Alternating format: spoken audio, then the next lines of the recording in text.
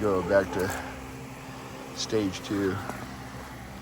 So again, I'm doing this video because I can't find crap on YouTube or anything else. So I finally got this transmission out. It took me 9 hours.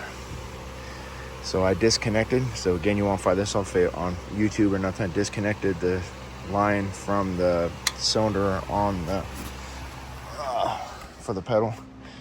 Has a little clip. You probably ain't gonna be able to see it because it's dark, but it's right here. So you can see where my hand's at. That's where your master cylinder is, not your slave cylinder in the transmission, but where your cylinder is for pushing on the pedal. Took a little clip out, pulled that line out. You have to take it out. You got a bunch of electrical that has to come out. I took out the turbo charge tube. This, like I said, this is a GXP turbo. Took out the charge tube side, undid the bolts, disconnected it from the line, left the vacuum hose because I just need it out of the way. Let me get a light so you guys can see.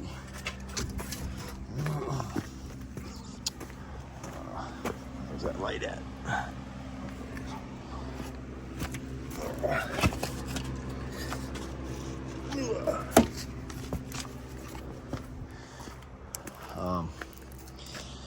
A lot of work. I was able to access, I had to disconnect the catalytic converter.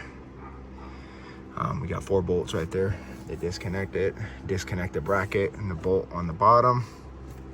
Don't mind that, that's my coffee thermos. Disconnect the O2, which you can see right there. Just laid it to the side. Let's see what else. Disconnect the battery, of course, and I put on a trickle charger to keep it charged.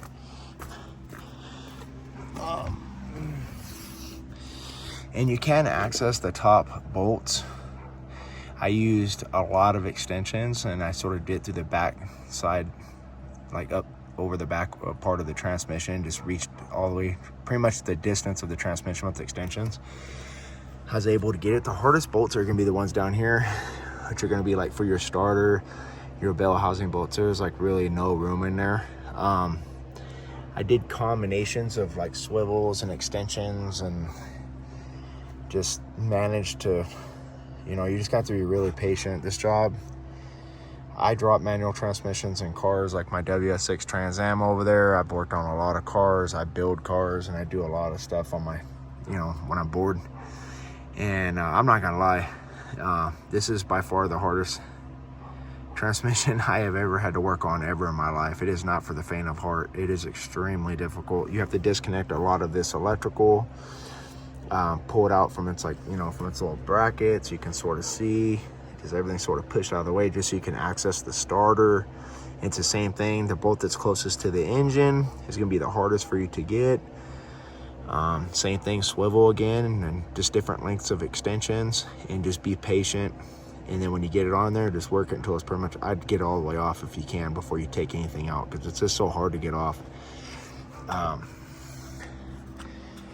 Again, very, very difficult work.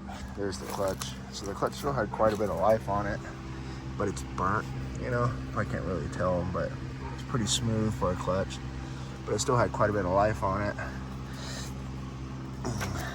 So wasn't really completely wore out.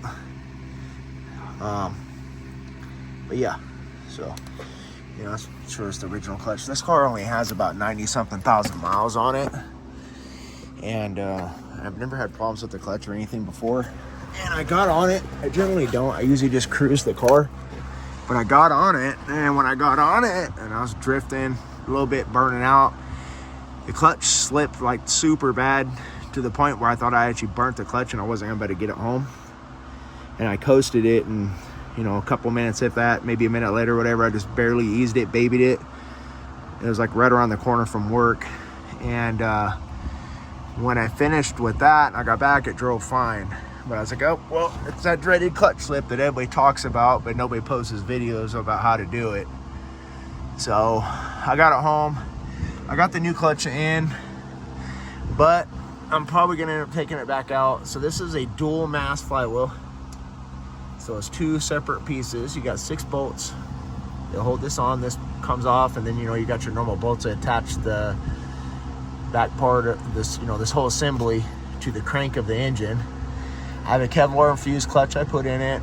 Use your little dowel pin to make sure everything's all lined up. I put a little grease in there. It always helps out. Everything's in there like it's supposed to be. And you're supposed to replace these dampeners, these dual mass flywheels. You're supposed to replace them, I guess, every time you change the clutch. So mine didn't have any gouging or any damage to it. This made no noises, no vibrations, nothing funny, nothing weird. It just had bad clutch slip when you get on it super hard. And generally, like I said, I've never known that because I generally just cruise this car. This car is actually really enjoyable to drive.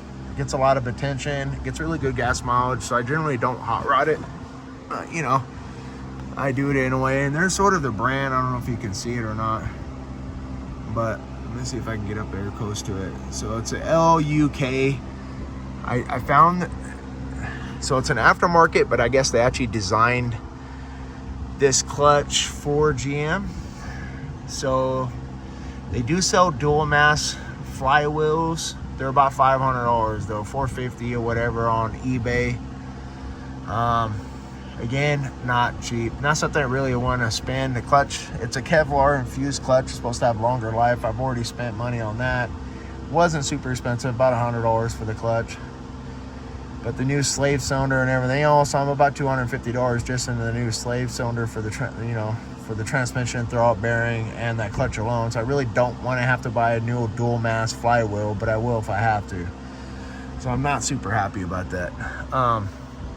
Again, all the electrical is disconnected underneath here. Just everything out of the way. You got your wires for the starter. Again, exhaust is undone. And going back here, which I feel like is important to discuss as well, you got your torque bar, which I have a little experience with these because my Trans Am and my Camaros, the 3rd gen from the 80s, had something pretty much just like this as well. So I'm not inexperienced with these. So I had to undo the bolts that hold this up so you can see where they go up to. So this has to drop down. I did not undo all the bolts for the dampener on the back side of the driveline. I just undid these 3, which I showed you guys earlier, and then dropped those 2 bolts, and then made sure the transmission was jacked up all the way. And like I said, I had to do these 2 bolts here on this, which go up through the transmission and hold it. And I was able to push this to the side, keep the transmission up, and I was able to work out that drive shaft pretty easily with the screwdriver. Didn't do any damage to it or anything like that. And then because this is unbolted, it sort of shifts side to side because it's just pretty much the axles are holding it up right now. I was able to push this torque tube out of the way so I could actually technically stab the transmission if I wanted to. But I'm just sort of trying to explain these things to you guys so you guys understand. They are 18 millimeter bolts for the bell housing. They are 15s for the starter. And like I said, man, this is not a job for the faint of heart. Every time I have to do something on this car, it has been a nightmare. And it's made me want to sell and get rid of this car every single time. When I had to do the water pump, I had to pull one side engine mount, pull that catalytic converter, pull pretty much everything on the side of the engine apart. And you have to buy a special tool to hold the chain, because the water pump is powered off of a chain that's tied in with your timing chains and stuff like that. So you have to keep that up. If you don't, it'll drop into the front of the block, and then you have to tear the whole front part of the engine apart to get to it, to reattach it to the water pump. Not an enjoyable experience. I had bought the car I don't know, 86,000 miles or so, whatever. And then shortly after I bought the car, it started leaking, and there was the water pump was starting to go out. Then after that, I researched and found that the cam phasers and timing chains and stuff for per maintenance are supposed to be done around 90,000 miles. So I ended up having to tear apart the whole front of the car anyway to replace the timing. I put new cam phasers, timing chains, and tensioners, and guides, and all that maintenance as well while I was up in there. And again, another bad, it's very time consuming. It's a lot of work. The starter alone, you know, I'm probably just gonna have to replace that, because there's the starter, pretty small, and those are the 2 bolts. So this one right here, when it's in there, that one sticks like, you know, out. You can see it's not too hard to get out, pretty easy. But this one right here, where it's near the engine, is a complete nightmare. That's hard to get off. So, you know, I may end up replacing that dual mass. I'd like to go to a single mass, would be really nice, but I don't know if I would do that or not. I should, honestly, I should do it, but I don't know if I will or not. So we'll see, because this one, from what I understand, this one's still in really good shape. But it's one of those things where you're damned if you do and damned if you don't. You know, you spend the money, you replace it with the new one, you have peace of mind at least. And this is not a one-day job. You know, this would, even if I started this early in the morning, if I try to do this in like one sit down, I'd probably say comfortably this is probably at least a 12-14 hour job.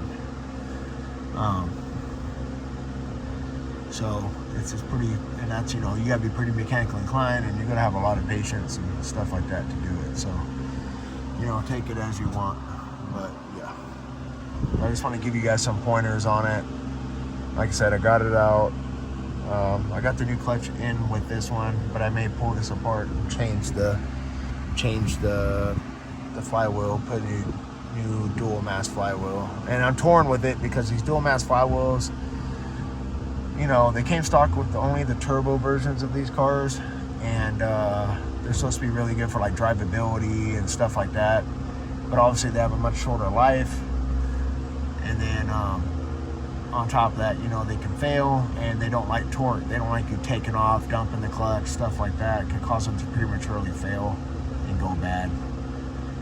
So, you know, again, it's one of those things where it's like, you know, but I'm afraid if I put a single stage on it, you know, it's so thick, you know, a single stage with just the pressure plate and all that stuff's going to be, you know, way over here. So I don't know, that's all going to suck in. So is that going to affect how the master slave cylinder engages it? Is it going to disengage the clutch all the way?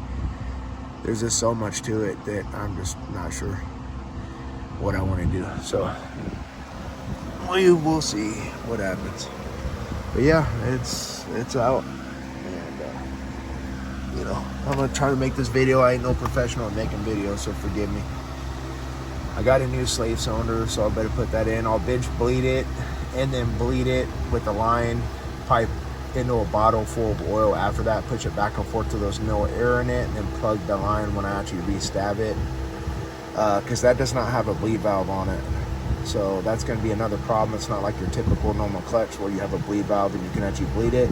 You're going to have to make sure that thing has pretty much no air in it when you install it, because if not, you just wasted your time, and that's all going to have to come off again. So not an enjoyable experience.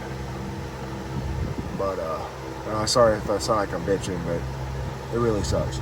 And I can't stress that enough. So, but yeah, so there you go, man. If there's something else I missed and I think about, I'll have on my next video. I appreciate you taking the time to watch this, and please like it.